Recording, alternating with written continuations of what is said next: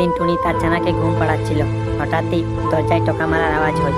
আর তখনই কুটু উঠে পড়ে বলে, মা তুমি বসো, আমি গিয়ে দেখে আসছি কেউ আসছে নাকি।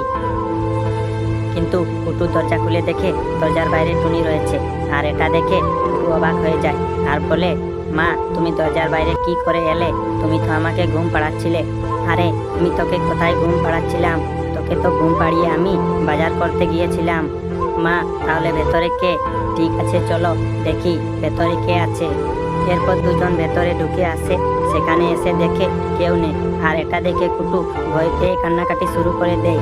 আর টুনি তখন বাধ্য হয়ে তান্ত্রিক মশাইকে ফোন লাগায়। আর তান্ত্রিক মশাই এসে তার তন্ত্রমন্ত্র প্রয়োগ করে দেখে টুনির অনুপস্থিতিতে টুনির রূপ ধরে একটা ডাইনি কুটুকে মারতে এসেছিল। কিন্তু টুনি চলে আসায় সে পালিয়ে যায়। আর এটা জানার পর তান্ত্রিক মশাই বলে, টুনি তোর এই ছানাকে ডাইনির হাত থেকে বাঁচিয়ে রাখতে হলে সকলকে ভিডিওটি লাইক আর চ্যানেলটি সাবস্ক্রাইব করতে হবে।